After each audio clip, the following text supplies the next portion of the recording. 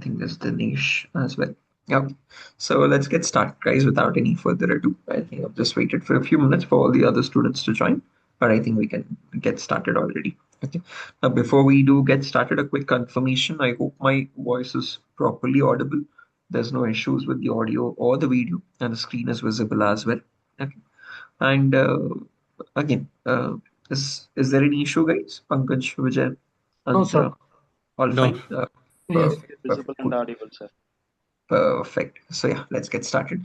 Before we do so, a quick formal introduction on my end, guys. My name is Mohammed Shoaib. I'll be your cybersecurity trainer for this entire duration of the course. I currently work as a senior penetration tester based in Vishakhapatnam, Andhra Pradesh, and I've been working in this domain for the last 7 years, almost 7 years, I would say. Okay. And I've been training students for the last 5 years or so. Okay. I train students on courses such as Certified Ethical Hacking, Web Application Penetration Testing, and SOC analysis as well. Okay. And the demo we are taking up today is on a course called Certified Ethical Hacking V13, the latest version of this course currently running.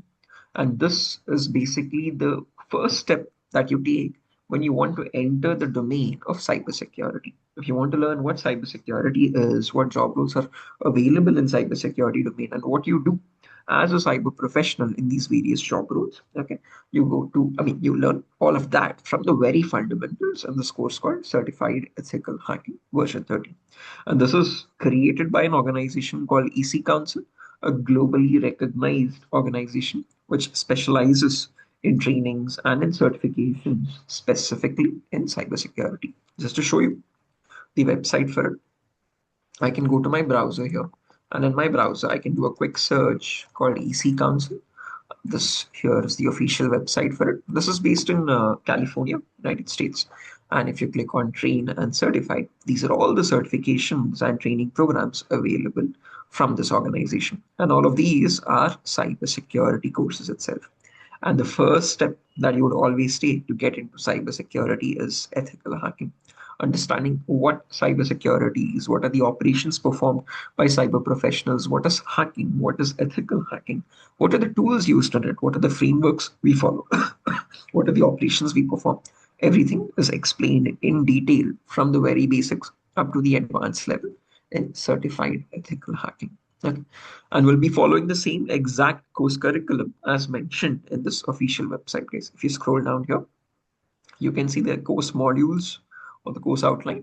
This is the same exact curriculum that we would be following: introduction, footprinting, scanning networks, enumeration, etc., etc. Okay. And today I'm going to explain and talk about all of these modules one by one so that you have a better understanding about the entire course and the entire curriculum. Okay.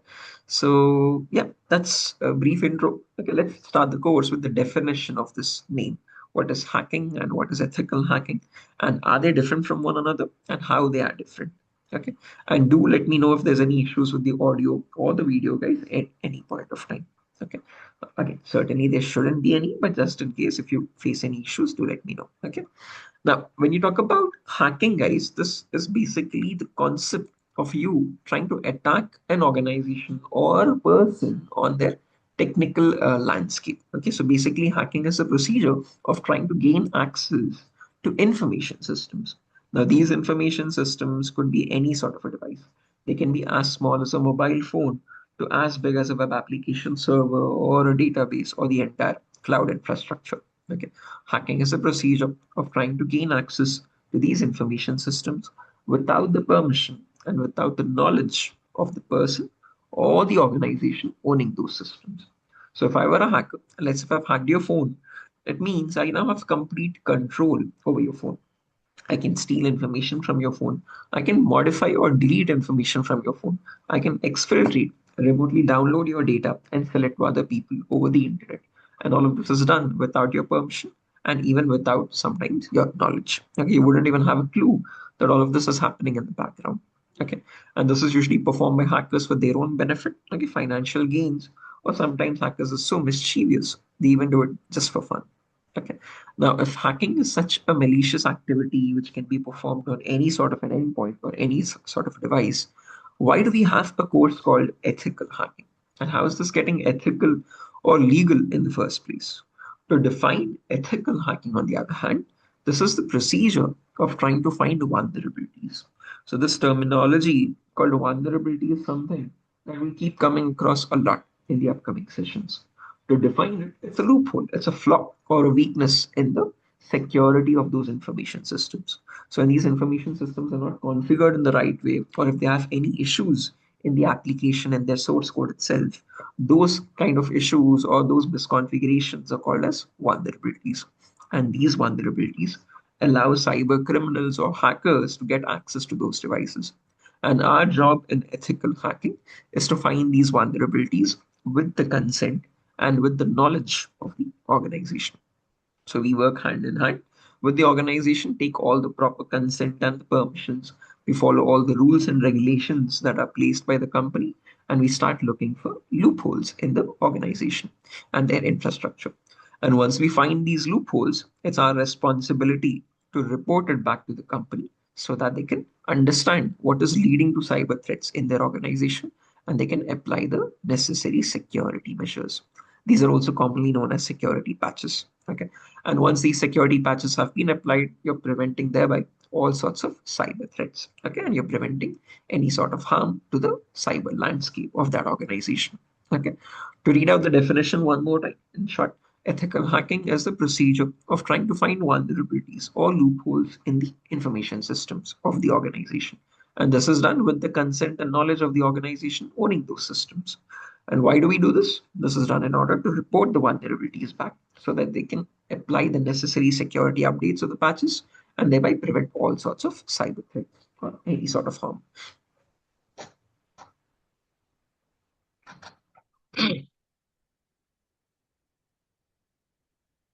Yes. Now, depending on these two definitions of hacking and ethical hacking, guys, we can also categorize the types of hackers. And there are three broad categories. First, we have someone known as a white hat hacker. Then we have someone known as a gray hat hacker. And then finally, we have someone known as a black hat hacker. Now, these are the three main categories, guys. There's a lot of other categories as well. Script kiddies, okay, government-based hackers, etc., etc. But these are three categories that any of them would always fall under. Firstly, when you talk about the white hat hackers, or let's go with the black hat hackers, these are people who perform hacking for their own benefit or for fun and without asking for consent. Now, what that does look like, that is basically a cyber criminal there. On the other end of the spectrum, we have someone known as a white hat hacker. White hat hackers are people who abide by the laws and policies of the company, and they work for securing the company's entire basic endpoints. Okay, the basic endpoints or any sort of applications that they own or run in the organization. White hat hackers' responsibility is to see to that none of them contain any vulnerabilities. And these are also commonly known as your ethical hackers. And in between, there's a third mysterious category called gray hat hackers.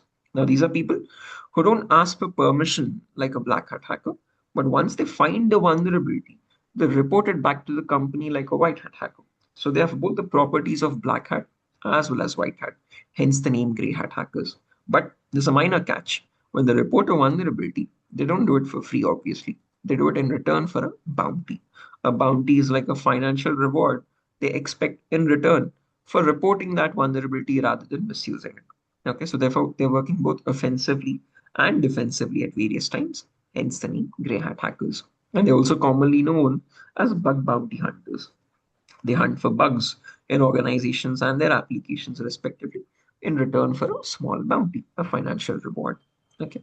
And no matter what category of hacker you take here, the cyber criminals or the bug bounty hunters or the cyber professionals or ethical hackers, all of these are professionals who perform hacking or ethical hacking in a certain procedure.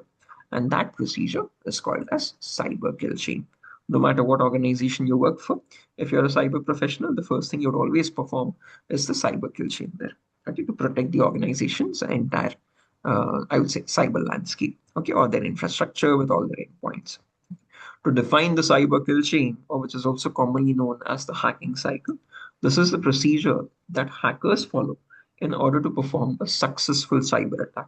So when this procedure is followed step by step in the correct order with the proper procedures, the probability of a cyber attack happening can be very, very high. Okay, there's a very high success rate for that cyber threat to successfully work out.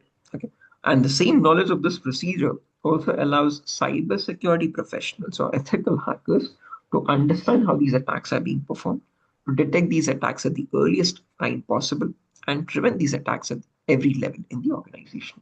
So, what we do as ethical hackers is we try to replicate the same procedure as your cyber criminals itself, but with regulations and rules in place. We don't try to harm the systems in any way. We try to simulate the same attacks possible, all sorts of attacks possible, to understand whether loopholes are existing. Okay. And once we find those loopholes, we do report it back without causing any such damage to the organization. Okay. So the cyber kill chain procedure is the same thing that is followed by hackers and ethical hackers alike to understand what vulnerabilities exist in an organization and how they are being exploited so that we can learn how to prevent the same vulnerabilities before they get exploited or taken advantage of. And the cyber kill chain procedure consists of five important stages in it. Firstly, there's something called as information gathering. Second, there's something called scanning. Third, there's something called as gaining access. Fourth, there's something called as maintaining access. And fifth, there's something called as reporting or clearing traces. If you clearly observe, only the last step has two different terminologies, reporting or clearing traces, because that is where it makes all the difference between a cyber criminal and a cyber professional. Okay. Don't worry, I'm going to explain about each of these steps now one by one in detail so that you have a better understanding about the entire course curriculum. Because all the modules that you see here in the course outline, all of these modules are going to fall under these five steps itself. Okay. So now let's talk about each of these phases one by one. Difference between ethical hacking and cybersecurity. And so there's a question in the chat.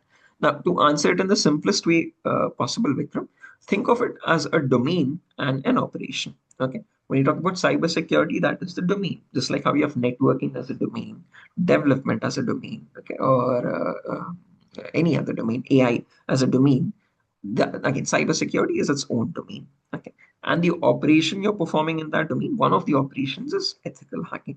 Just like in networking, you have routing and switching, you have protocol, or again, NATing, you have protocol management, etc., etc. Similarly, ethical hacking is one of the operations that you perform in cybersecurity. Okay, hacking with ethical rules and regulations in place. Okay, so that is the important difference, I would say.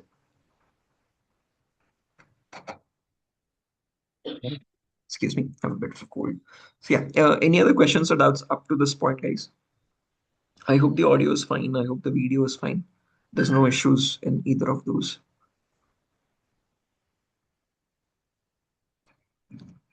Right, perfect. Any questions or doubts up to this point? Anyone? Vikram, Sachin, Rajesh, Praveen, Pankaj, Dinesh, Antra, Amit, Vijay. Okay. Sir, I have one question, sir. Yes, please go ahead. Regarding this cybersecurity current market, how is it going on, sir, in the current market? Regarding what? Sorry, come again. Current market, cybersecurity DevOps, it is very booming now.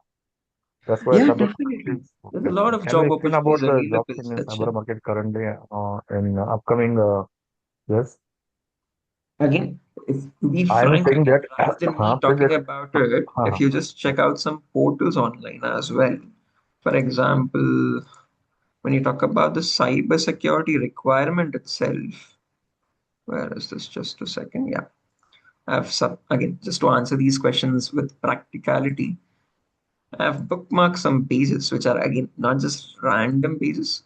These are actual forums or statistical websites, okay, with proper research. There's the World Economic Forum, there's your Tech Radar, actual tech websites, okay, or news websites, which are telling you in reality, there's a global shortage of proper cyber professions, okay, almost a shortage of 4 million people, okay, and that shows up in a lot of job portals in reality as well.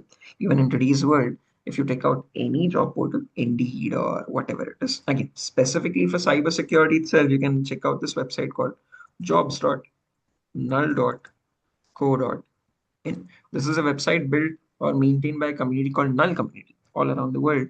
There's a well-known, recognized community called Null, which is specifically for cybersecurity. And for Indian community, they have built this website called Null Jobs, where these are all the different domains of cybersecurity. And in every domain, these are the jobs that are being posted currently. Okay, these are all the jobs that are posted. Again, if not this, you can also check out the other job portals as well, Indeed, Naukri, etc., etc. There is a huge demand for cybersecurity job roles. But the issue over here is they are expecting you to have hands-on knowledge on the applications that are used in organizations, even before you have entered that domain. So they want professionals who have practical hands-on experience on tools that are required to be used in organizations. Okay, rather than just theoretical knowledge, with you having a practical implementation of what happens in an organization. How do cyber threats occur in the first place? How do you mitigate them? Okay, how do you report them? With that practical knowledge, they want cyber professionals again in hand with all those tools and those concepts ready. Okay, so the market is definitely having a gap of a lot of cybersecurity professionals. Okay, and that gap needs a lot of filling there. Okay, and again, as mentioned, you can check out that from a lot of forums and a lot of actual job posting websites as well yourself, Sachin.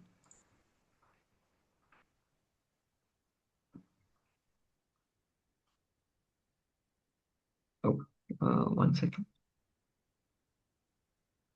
Sachin, is that you? Hello, Sachin was the one who asked the question, right? Or was it someone else?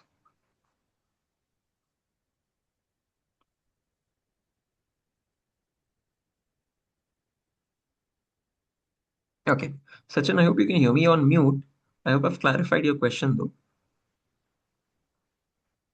Okay, assuming I think Sachin's AFK.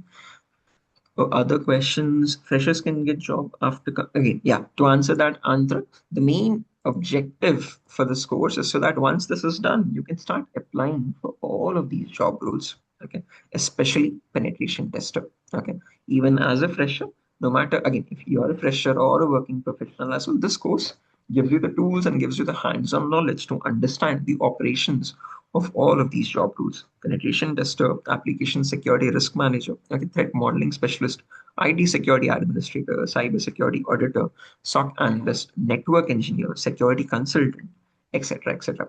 Now, a lot of these job roles are again available in India, and some of them are specifically for other other regions. I would say US or Europe. Okay, but penetration tester being the most common one everywhere found. Okay, so even if you are a fresher, this course equips you with all the tools and the technical knowledge to work as a penetration tester, even whether you're a fresher or even if you're a working professional. Okay, that's the agenda for this course. EC Council, the organization which has built this course, has included all the topics with the tools, okay, which are required to you to know the real world skills as a proper penetration tester with hands-on experience.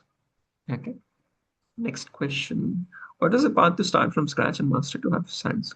Again, as mentioned, Praveen, the path you would start is always start with CEH, because that is like a master of none, jack of all trades kind of a deal. So you'll be learning every single endpoint test. You talk about network security, you talk about web security, you talk about wireless security, you talk about mobile phone security, cloud security, AI security, okay, issues in AI and LLMs as well.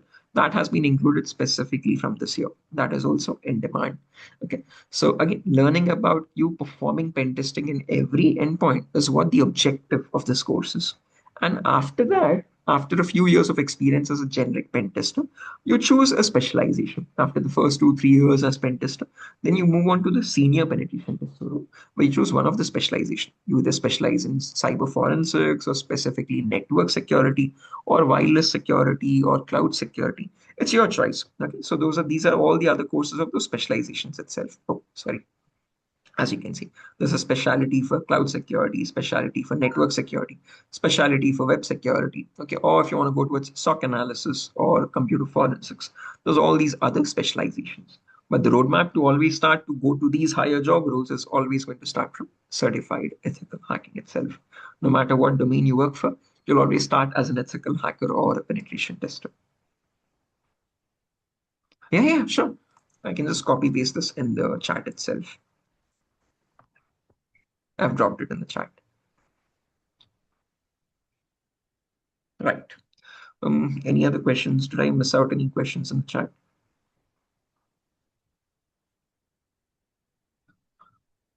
Okay, fresh. Antra, Praveen, Vikram, Dinesh. Did I clarify all your questions or did I miss out something?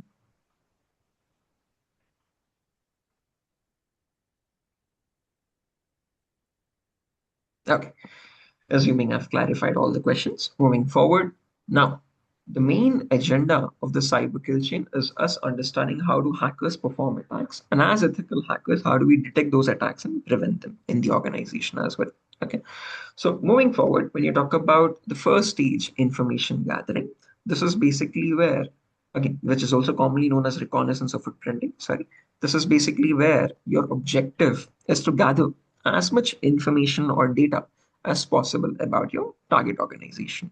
So the first step of cybersecurity when you perform ethical hacking is you try to research what publicly available data is there about your organization. Okay, this data which could lead to certain cyber threats, understanding how this could affect the organization. Okay, and this data is obtained completely passively. What I mean by passively is you don't contact the organization anyway.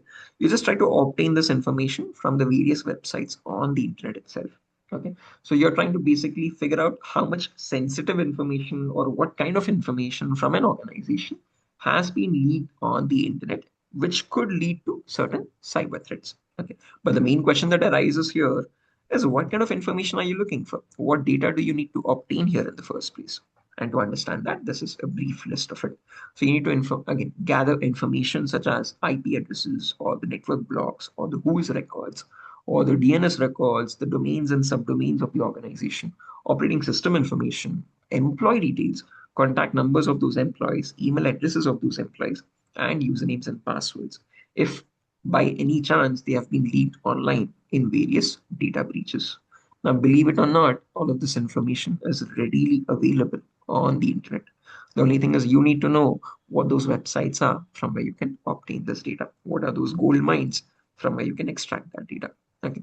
If I have to show you a very practical example for this, let's say if I wanted to get the DNS records for any company in this world, all I have to do is I have to go to my browser, and in the browser, I visit this website called DNS Dumpster. Okay, a very popular website in the cybersecurity circles. Now, this is a website which gives you the DNS record for any company. For those of you who do not know what a DNS server is, do not worry, guys. Before we talk about all of these technical, in-depth concepts, we'll also be covering from the very basic fundamentals as well. What is networking? What are IP addresses? What are IPv4 addresses? What are IPv6 addresses? What are some important networking protocols? Okay, what is TCP, UDP? What is DHCP? What is DNS? Okay, we'll cover all that in detail. And only then we'll dive into all these concepts. Okay, if I have to show you that, this is the presentation slide for the next class, actually, for the class tomorrow. This is one of the prerequisites required. We'll be covering that in the course itself. What is networking? What are networks? What are hosts? What are IP addresses? Properties of IPv4 addresses. Okay, what's the first IP? What's the last IP? What is the range of IPs? Okay, what are the different classifications of IPs? Public IPs, private IPs. Everything in detail regarding networking is covered in the course. This is important because again, in cybersecurity, you'll be working around with IP addresses and different networking protocols. So you having a basic idea on what all of this is very, very important. And not all of you might be from a technical background, or not all of you might have covered these concepts earlier. So what we have done is we've included that as well in the course. Okay. So you don't need to learn anything from anywhere else as a prerequisite. Whatever is required, everything is included in the course itself. Okay. Now, when you talk about DNS briefly, this is basically a server which converts a domain name to its IP address and vice versa. So it is translating or converting this domain into its respective IP address. So every website on the internet is stored somewhere on a server. Okay, it could be an on-premise server or the cloud server or wherever it is. Okay, and every server on the internet has a unique public IP as its address. Okay, so the connection between that IP and that domain is what a DNS server does. It relates both of them together. Okay, it translates both of them together. Okay, so if I have to search for a company like, let's say, wipro.com, and if I have to figure out what all their DNS records, I can search for that domain here, and this provides all the DNS records for Wipro. Okay, so these are all the web servers of Wipro. These are different websites belonging to Wipro, as you can see. Autodiscover.wipro, base.wipro, Celentvpn.wipro, cloudcar.wipro, feedback.wipro. These are all the different websites belonging to Wipro. And this is the exact IP address of the server on which that website is hosted. So that's what a DNS record is, linking a domain name with its respective IP address. Okay. And These IPs are very crucial for a cybersecurity professional and a cyber criminal alike. Okay, because on these IPs itself, you'll be performing the next stage of the attack, which is scanning. Okay, so these are all the IPs belonging to the different websites. Okay, of Wipro, not just web servers. If you scroll down, it also gives you the MX records, mail servers. So Wipro is using Outlook.com for their mail, and this is the exact IP of that server through which all the mails of Wipro are routing through. Then there are the DNS servers. So these are the four servers which are containing these records, and they're located all around the world. So this is the entire network topology, I would say, the public network topology network of Wipro.com. Okay. This is the entire graphical representation of it. Okay, every green box is the domain linked with its exact IP address in the blue box.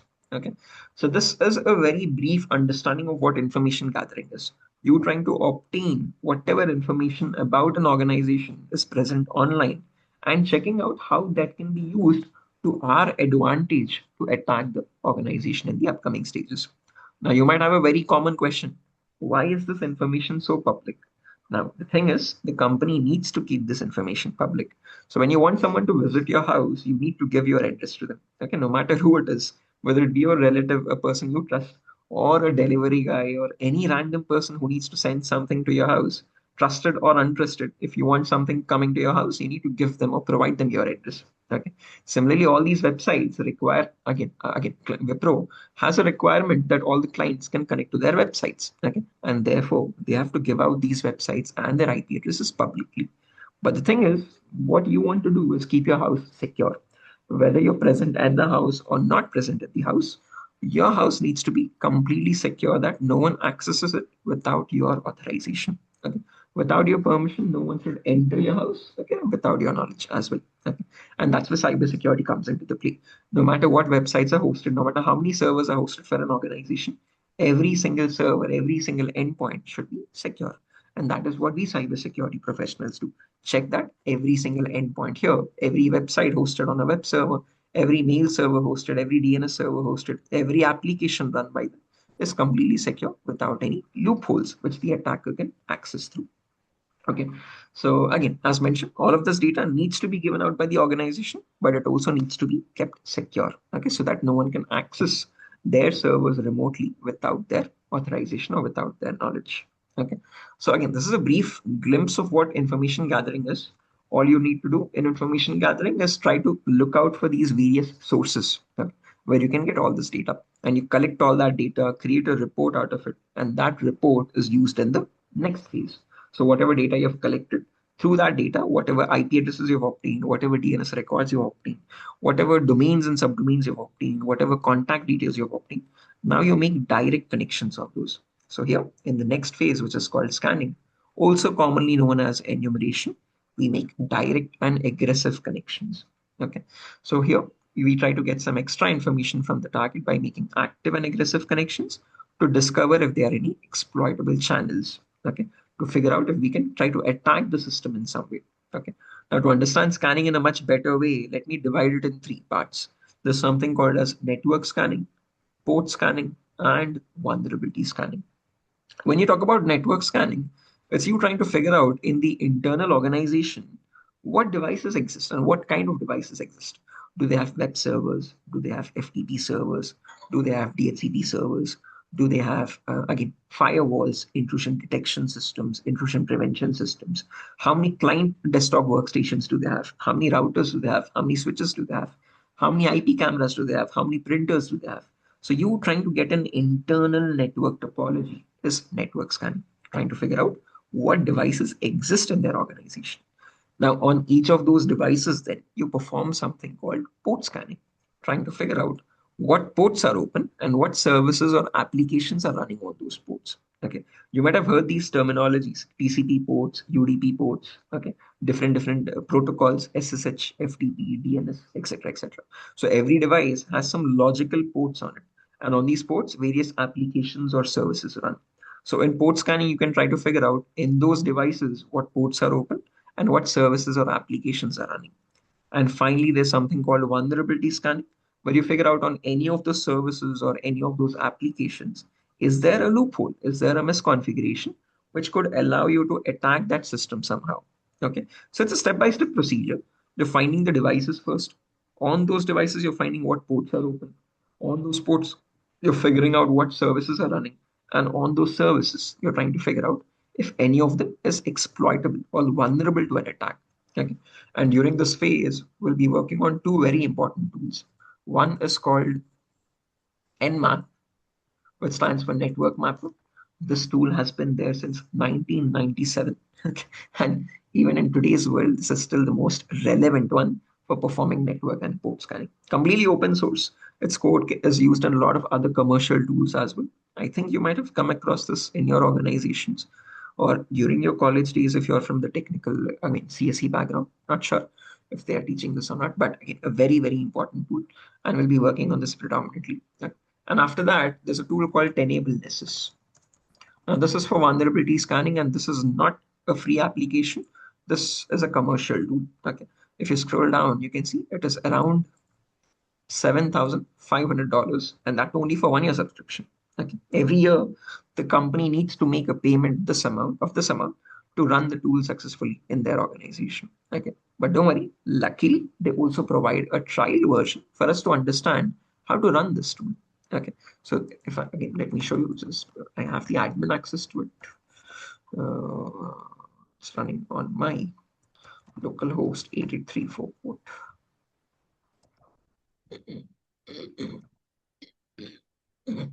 So this is what your Nessus tool actually looks like.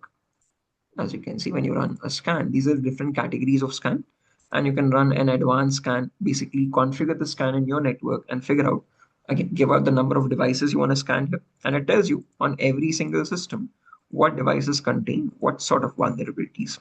And these vulnerabilities, again, are categorized in different levels.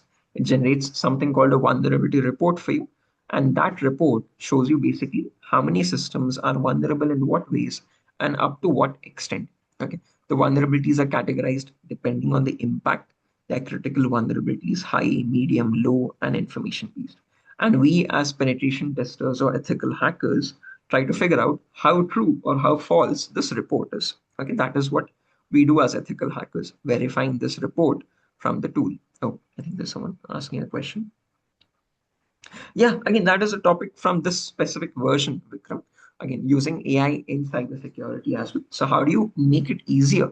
Because in cybersecurity, we'll be using a lot of tools. There's n number of tools, and it's quite tough. Again, earlier, before the invention of AI, it was quite tough for the organization and for the pen testers. You have to remember the syntax of every single tool. You have to know how to run and install or uninstall every single tool. Learn how to update yourself with these tools if there's a much better tool as well. Now, a lot of these things have gotten easier because you have ChatGPT, and inbuilt in Kali, you can use your own separate language models to give you exact syntaxes of the tools to use. That is one way of how AI has been included. You making a lot of your tasks run automatically or repeatedly with certain scripts with AI. Okay. Or if you've forgotten a certain syntax for a tool, you can get that exact syntax. Okay. There's a tool called SGPT, which stands for Shell GPT, that has been included from this version specifically, which allows you Linux shell script. No, again, that is not covered in this course. Bash scripting isn't covered. But again, if you require that specifically, we can discuss that in a separate class. We don't need to learn how to, again, write our own shells using or scripts using Linux. Okay. But again, that can be automated. That's the thing. It has gotten a lot easier to automate a lot of these tasks with the invention of AI. Okay. And that has been included in this course. Okay. Secondly, another aspect of how AI has been included is us learning what vulnerabilities are existing in the AI models today. Okay.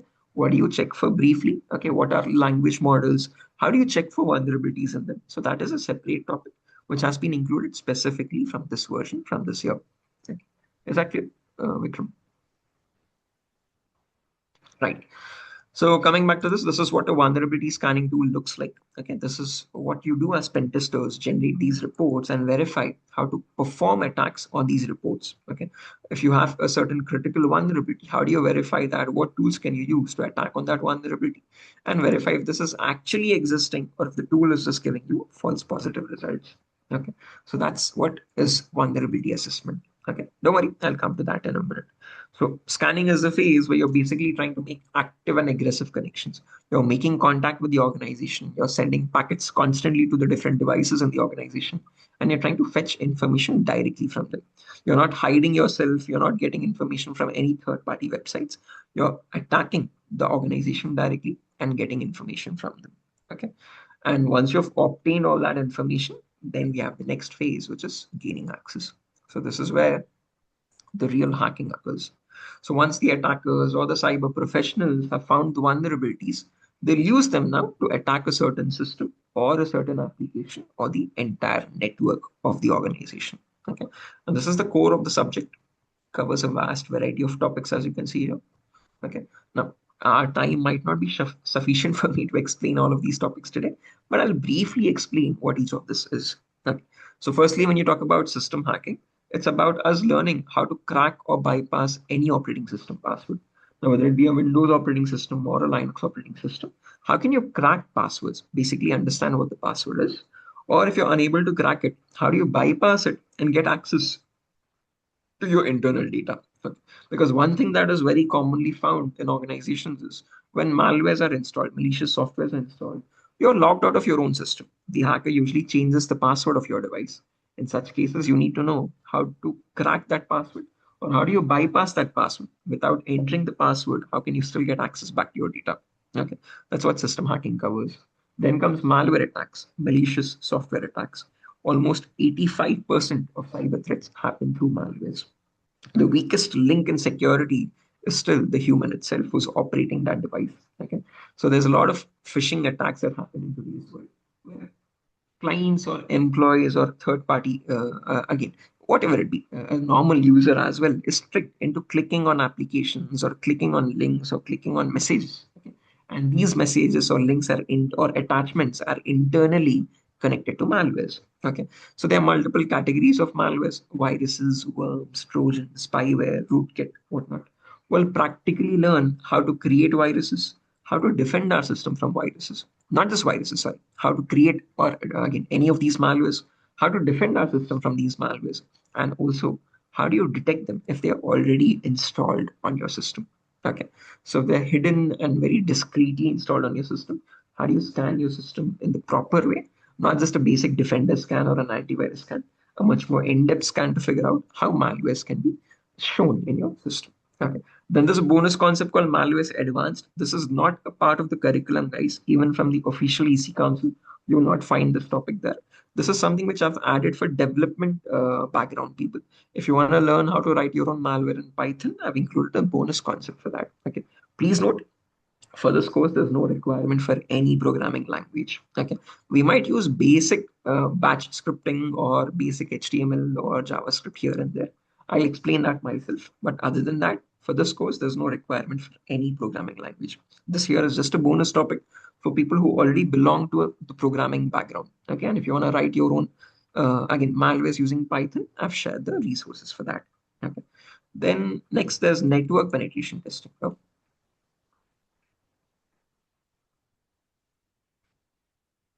Is it possible to create our own VPC? You can, but there is no requirement for that, Vikram, because as mentioned in this course, whatever hands-on practice we do is we do through it a simulation. And that simulation is again based on your machine itself.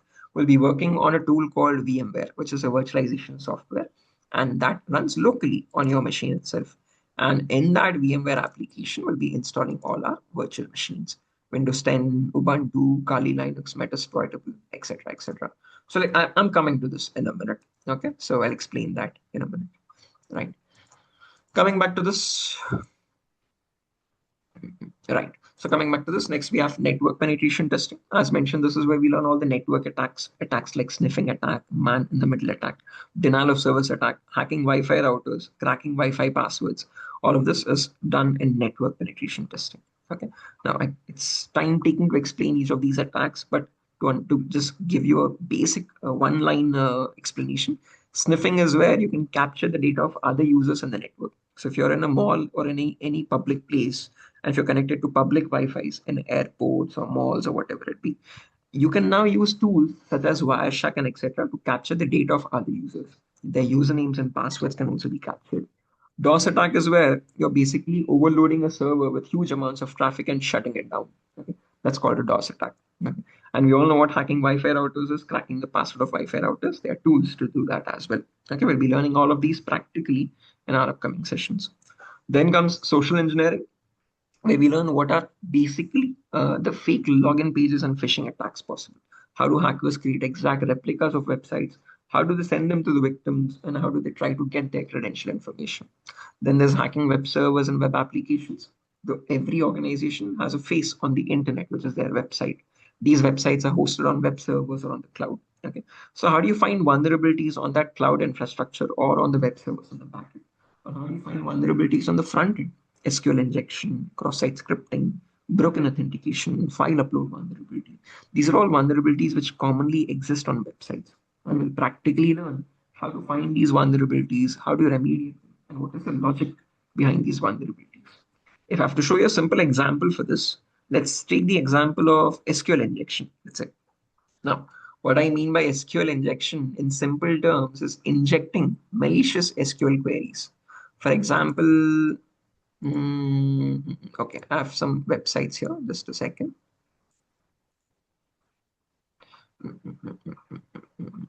The other day I found some webs again, even the CBHE Delhi page vulnerable. I think I've reported it. So that doesn't seem to work now. But yeah, let's say there's another page here, something called Star Concord. This is a live website, a Taiwanese based website for cargo actually. Like I found a vulnerability in their page. Now here, I need to know the exact admin and username admin and the password to log in, right? That's the case of any login page. But certain pages have vulnerabilities called SQL injection, where you can inject a malicious SQL query, something like this, copy paste that in the password if required. And if you click on enter, without even knowing the username and password, you get the admin access. Okay. That is called SQL injection. You're injecting a malicious query, and that query is getting executed on the database in the backend, and that is allowing you unauthorized access. Okay, I'm logged in as admin. This is my exact IP address, and I've logged in on today's date, 14th of December, 2025. Okay, so that should not have happened. If that is happening, the page is vulnerable and that should be rectified. So we'll practically learn why a vulnerability like this is working in the first place. What is causing it? Okay, how do you remediate that? Okay, and how do you basically find that in different techniques? I've just shown you one simple payload here, but we'll be going a bit more in depth on this. Okay. So what is this payload? Why does it work? What are some other payloads, much more advanced payloads? How can you automate this? Okay, by using tools like Burp Suite. Okay, that's a very popular tool in cybersecurity. We'll be working on this tool as well called Burp Suite. Okay, this is specifically used for web security. Okay, and we'll be practically working on this. Okay, so that is all covered here in the web application security topic. Okay, moving on. Yes, exactly. Bug bounty. The bug bounty is where you're finding vulnerabilities in websites. So a part of that is covered as well using the tool Burp Suite. Exactly. Right. Moving on, after that, there's evading techniques. So evading is basically bypassing. Now, in your organization, they're clever enough that they will put some security measures. So just to prevent these cyber threats, they have firewalls, they have intrusion detection systems, intrusion prevention systems, etc., etc. But as cybersecurity professionals are becoming clever, cyber criminals are also getting slowly one step ahead at a time. Okay, and they're finding ways to bypass them. So just having these devices in place is not the only thing that is capable of stopping the attacks. Having them configured the right way for the latest threats is what matters the most. Okay. And if they're not configured the right way, they can easily be bypassed also. So these all security measures, firewalls, intrusion detection systems, intrusion prevention systems can also be bypassed. So in that topic, we'll be learning what are the proper security measures to place, and if they're not placed, how can you bypass them as well? Okay. Then comes vulnerability assessment. So that is what I meant by earlier verification of the vulnerability report. So once a report is shown to you this way, you just can't blindly submit this report to the organization. You, as a penetration tester or an ethical hacker, have to verify every single vulnerability that is shown here.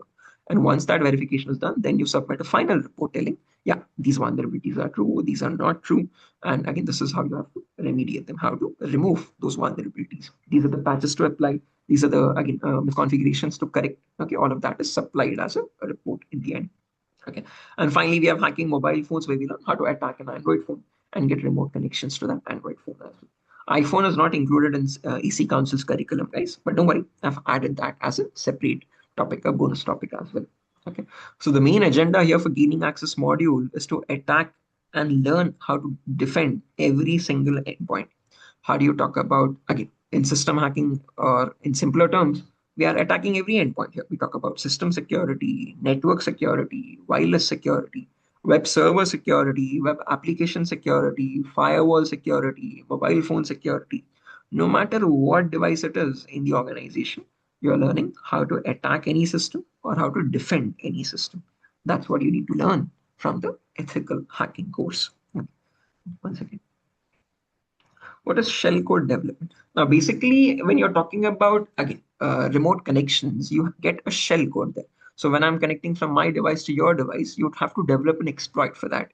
So you're basically developing a shellcode, a payload to attack your system and get a remote shell.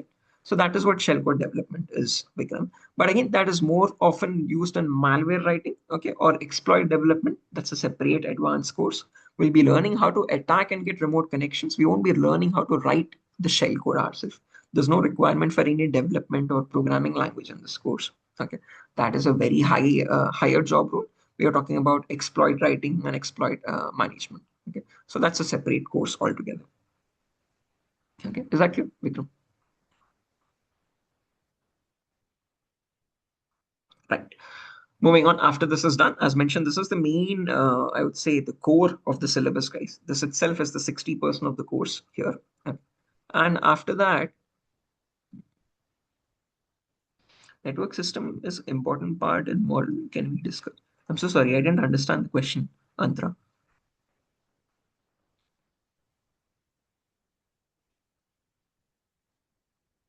Network system. What do you mean by network system? So, important part. Can we discover what?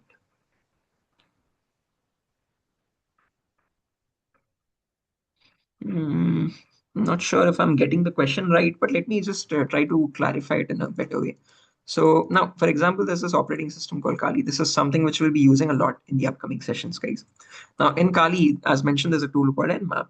Now, with Nmap, you can actually figure out in the entire network what all devices are there. So from your singular device, you can scan the entire network and get the information of how many other devices are there in the network. So out of all the 255 IPs in my network, there are currently three devices active. 0.1 is active, which is my TP-Link router.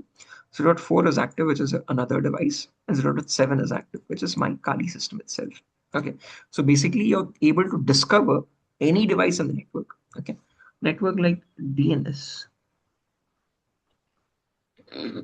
Network and DNS, though those are two different terminologies, DNS, domain name system, and network. But yeah, again, when you talk about DNS, we will perform the resolution. We'll try to figure out what devices are available in the network. If there's a host name, how do you resolve it to its IP address? How do you figure out what devices are existing on those devices? What ports are open? What services are running? Okay. How do you attack those services? That's the main agenda. We will be covering that, Mantra.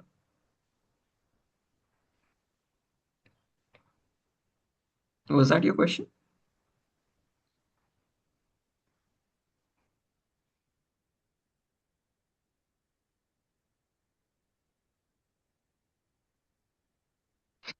There's no such thing as not specifically Pakistani websites, Vikram, any website for that matter. Okay. But the thing is, as mentioned, again, if I've not given this disclaimer already, all of this needs to be done with proper permissions and authorizations, guys. You're not supposed to use whatever you learn here in illegal ways, okay, or ways which can harm yourself or other organizations.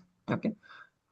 No, Ashutosh, this is not going to cover identity and access management. And this we will be covering a basic part of SOC analysis though. This is almost around 75% a NOC course, Network Operations Center for penetration testing and patch management, and 25% SOC analysis. Okay, what are the different types of threats possible? How do you detect those threats? What is a SIM tool, SIEM tool? Again, tools like Splunk will be covered as well. So this is more of a pen testing course, Ashutosh, for penetration tester or cybersecurity auditor kind of job roles, ethical hacker job roles. Okay. And we'll be also covering SOC, but as mentioned, only up to 25% of the course will cover that. Okay. Remaining all will be focusing on all the different endpoints in the organization for testing those endpoints or applications. Okay. Not monitoring. A part of it is covered. I'll explain what SOC analysis is. I'll explain what tools are used in it. I'll explain how to use those tools to perform SOC analysis as well. But just covering the surface, just scratching the surface of it. Okay, not in depth. There's a separate course altogether for it for SOC analysis. Ashutosh, is that clear? Yeah, that's the main agenda, Ashutosh. As mentioned, I think you've joined slightly late. I've covered that in the earlier first few minutes. So the main agenda for this course, as mentioned, is to apply or be job ready for all of these job roles. So if you visit the official EC Council webpage, this is the council which we are following as well for our certification program and the course syllabus. Okay. And these are all the modules I will be covering in our upcoming days. Okay. And once you're thorough with all these concepts, once you know practically how to perform pen testing and how to perform all these activities, you'll be ready to apply for all of these job roles as mentioned. This is what the course guarantees, that you'll be able to apply for all of these specific job roles.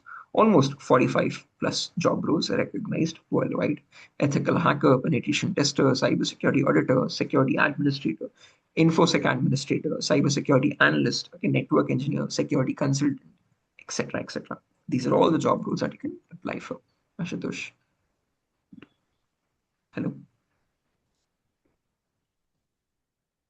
Right. Moving on. Again, I think I've clarified your question as well, Vikram. On a side note.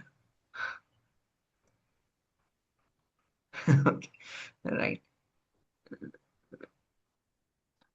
Yeah, definitely. Because when you talk about DevSecOps as well, you need to know what kind of vulnerabilities are existing in your applications in the first place, right, Vikram? So no matter what cybersecurity job role you're applying for, even if it's towards DevSecOps, this is definitely the first course in that roadmap. Okay. No matter what suggestion, I mean, whosoever suggestion you take, they'll always mention CEH there. Okay. Because this is going to explain what threats are possible in the first place, what vulnerabilities exist even in applications in their source code, what are the bugs that usually cause these vulnerabilities. So that is also covered in this course. But definitely a go-to course for you shifting to DevSecOps also. Right. Okay. Any other questions or doubts, guys? Before we move on to the next slide. Almost done. I'm so sorry if I'm taking too much of your time. Yeah. Okay. Moving on. So this is all that we'll be covering in the gaining access module. And after that, we have maintaining access. Okay. A very small module actually. This is where we learn how to maintain persistent connections. What I mean by persistent connections is, let's say if I've hacked your phone. Now, even if you restart your phone, I should still stay connected to you. I should not lose that connection because most of the connections disconnect after you reboot, right? But there are possibilities where on a Windows system or Android devices or whatever endpoints it be, you can run certain scripts to auto run on every reboot. Okay, so that is what we learn: maintaining or retaining the ownership. Okay, so hackers try to retain the ownership of the target by maintaining persistent connections on it. Okay, even if you reboot the device, I should still be connected to you. Okay, and once that has been obtained, now hackers have complete remote control to download and exfiltrate data whenever they want to. Okay, no matter what the situation is, they'll still be connected to your phone, except for system hard reset. Okay, so unless it is a factory data reset or a complete format of the operating system, the hacker would not lose control. Okay, and finally, in the end, we have reporting or clearing traces where we learn as a cyber professional or an ethical hacker, how do you generate a report for the organization, elaborate the vulnerabilities that you found, and provide the solutions in the format of a proper report, okay, which includes all the POCs, proof of concepts. So you'll mention the exact steps to replicate these attacks and verify for the organization as well. And you'll provide the solutions as well, how to remove those vulnerabilities or misconfigurations. On the other hand, if you're a cyber criminal, you obviously will not be reporting anything. You will be removing the evidence of the actions you've performed. So whatever damages you've caused, whatever data you've stolen, that should not be traced out. Okay, so what you try to do is you delete the logs on the target, you erase the evidence of your actions and hide your identity so that you're completely untraceable. And those are the 5 steps of the hacking cycle. These 5 steps itself are what are going to cover all of these modules which I've mentioned here, guys. So if you go up, oh, sorry, go down, you see there's a course outline. So all of these are what I've covered in those 5 steps itself. Okay. And along with that, I've added some bonus modules as well. As mentioned, we'll be covering networking fundamentals. Okay. After networking fundamentals is done, after we cover all these basic prerequisites, then we'll dive into Linux commands. Okay. So this is the module after that. Okay. We'll be learning an operating system called Kali Linux. This is one of the best operating systems there for learning ethical hacking and performing penetration testing. Okay. It has more than 600 plus tools pre-installed in it. So we'll practically learn how to install Kali, what Kali is, how is it different from Windows or Mac OS, what is the architecture for Linux operating systems in the first place. Okay. Oh, just a second. Yeah. And after that, we'll also be learning what are the basic commands in Linux. Okay. If you're not familiar with Linux, I will get you comfortable in this new environment. And after that is done, then we'll dive into the actual hacking concepts, information gathering, scanning, etc., etc. Okay. So that's about a basic intro, a brief intro on what the course is about, guys, and what topics we'll be covering throughout the entire session. Okay, it's a course for a duration of 35 days. We have classes from Monday to Friday, every day for 1 hour each. Each of these sessions is recorded. The notes is already prepared. Clear, proper instruction-wise documentation, PDF, presentation slides. All of these will be provided to you by the instructor, which is me itself. Okay, and we'll have a WhatsApp group as well. I'll be sharing my personal number with you once. Okay, I cannot share it today because the institution has prohibited me from doing so. But once you register, you'll be getting my actual phone number, the personal number. And through that, I'll be creating a WhatsApp group for all the students. So we'll have a community there. Every single question or doubt can be asked over there. Again, I'll also be sharing all the bonus resources as we go. Whatever new cybersecurity trends are there, I'll be adding that to that WhatsApp group. Okay, so we'll have 24/7 contact. And again, as mentioned, you'll be getting the recordings of these sessions as well. Okay, to refer them back whenever you can. Daily 1 hour and duration 35 days. We have classes from Monday to Friday as well. Definitely, again, I will be there to guide as well. Oh yeah, good question. I'm so sorry, I forgot to ask. I need to mention that, guys. This is a completely practical course, so you will need a device to perform these practicals on. And again, on that device, you'll be installing this software called VMware, which is a virtualization software. This allows you to install other operating systems on it. If you notice here, I'm running a Kali Linux operating system over here. Okay. Oh, so sorry. So this operating system installation, this tool installation, and everything will require almost around 100 gigabytes of free storage. Okay, 100 GB of free storage, and at least 6 to 8 gigabytes of RAM. Okay, Windows or Mac, anything works. Okay, even for Mac, we have something called VMware Fusion. If not VMware Workstation, Windows or Mac, anything should work. But it's better, preferably Windows if possible. If not, Mac is also fine. Okay, duration is 35 days, and timings are supposed to be the same timing, guys. Last week we actually started an evening batch. Okay, we are done with just the first 2 topics there. Okay, and now we are starting a morning batch. So the timing is 8:30 a.m. itself. The same time again every day for 8:30 a.m. in the morning. This is again the timings are suitable in a way for working professionals as well. It's early in the morning or late in the night, and this batch is at 8:30 a.m. in the morning, guys. Okay. But if you do need a separate timing or if you want to shift to the evening batch, what you can do is if you need an evening batch, you can continue this batch for the first few days and then you can shift to the evening batch. Okay. There's a batch running at 8 p.m. as well. You can again contact the institute for that and clarify that with them. Okay. Right. No, only the demo is at 10 o'clock, guys. The classes will be at 8:30 a.m. in the morning. There's an alternative 8 p.m. batch as well. If you want to join, you can join that also. But as mentioned, first few classes are done there. So you have to continue the 8:30 a.m. for the first 1 week. And then next week onwards, you can shift to the 8 p.m. batch if you want. Okay. But do confirm with the institute once. Okay. So yeah, that's that. Nothing further, guys. Any other questions or doubts up to this point? Perfect. No questions. Vijay, Andra, Ashutosh, Dinesh, Rajesh, Vikram. Yeah, the course fees is around 10,000 rupees, guys. Trust me, that is a very conveniently priced fee. I'm the same instructor for a lot of other institutes in Mumbai and Bangalore as well. And people are charging as they wish. Again, for the same course and the same instructor, the other institutes are almost charging around 15 to 20,000. DurgaSoft has priced it. Again, it's one of the leading organizations in trainings and in the training industry, especially in Hyderabad as well. And again, it's priced at 10,000 rupees, which can be paid in 2 installments. Although, for confirmation, please contact the institute once regarding how to make the payment and when to make. I'm not sure. Okay, so please contact the institute for payment details.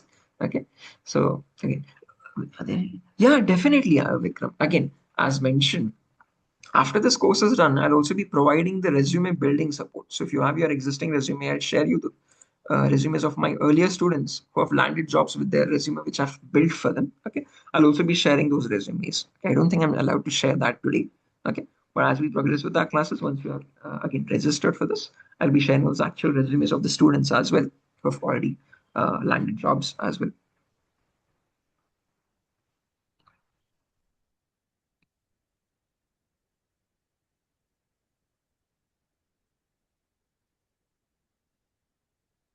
Any other questions or doubts, guys?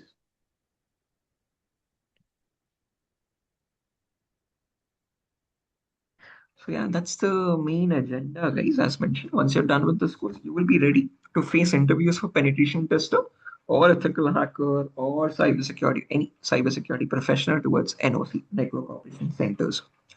CISSP is a manager level course, Dinesh. It is again all about you having at least 5+ years of experience in the current cybersecurity domain and then applying for the certification for CISSP. It's a much more higher job role, more of a theoretical course, nothing for you to learn pen testing there. But you need to come from a pen testing background or a SOC analysis background for you to manage the entire cybersecurity infrastructure for the organization. So it's a much more higher manager level job role. Yes. We'll record recordings will be provided, Ashutosh, along with the live sessions. I'm not sure about the recording price separately or not. Okay, you can contact the institute for that. Almost 2 to 3 years, Vikramaditya. You can put up that much. After that, you'll definitely require some other advanced course knowledges as well.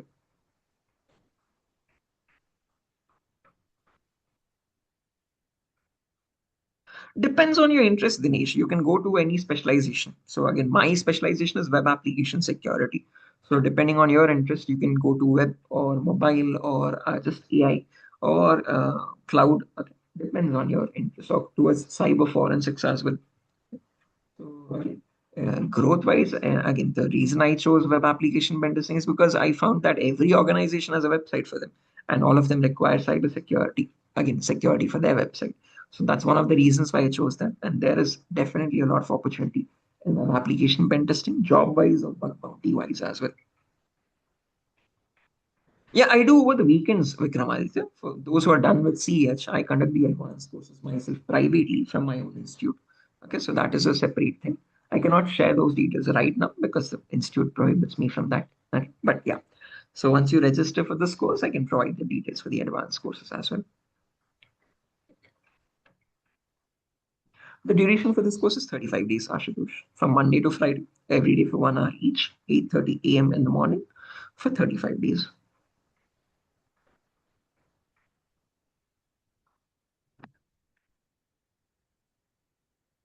Uh, Again, as mentioned, there's a few limitations, guys. I can't. Okay, but yeah, as mentioned, maybe once after the course is done, after the CH is done, I can. Right.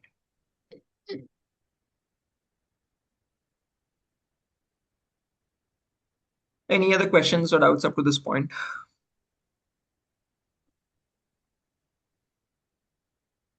Okay, guys. Thank you. So yeah, that's that. Nothing further. Thank you so much, guys. Thank you. I hope you liked the demo. If you have any queries regarding the course, also you can connect with me in the next demo as well tomorrow in the morning at 8:30. If you have any queries regarding the payment and stuff, please contact the institute for that. Okay. For any cybersecurity related queries, you can connect with me tomorrow at 8:30 a.m. for the next demo class, where we will be talking about the networking fundamentals topic. Okay. So we are done with the CH introduction or the demo for what CEH is about. Okay. I'll explain that in much more detail in the upcoming sessions. But tomorrow's session, is going to be on networking fundamentals, one of the prerequisites for what, again, one of the most important prerequisites, I'd say, for cybersecurity. Understanding what IP addresses are, what networking protocols are, and all that. Okay. So yeah, that's that. Nothing further for the session today, guys. We can exit the session here.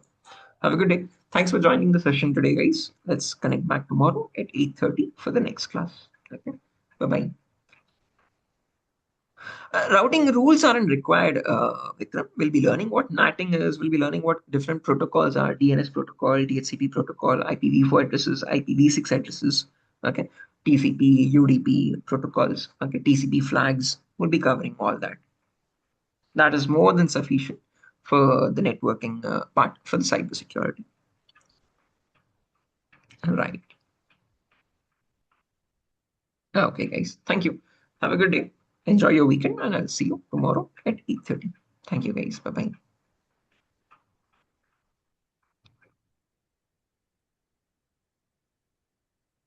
Sorry, any practical session for science? And this is the, again, as mentioned, the workshop today, Ashutosh, a brief demo class on what CH is.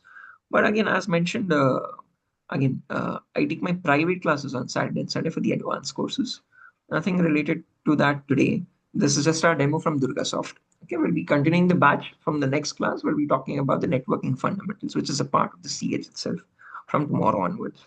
Okay, so yeah, that's that. Nothing further, guys.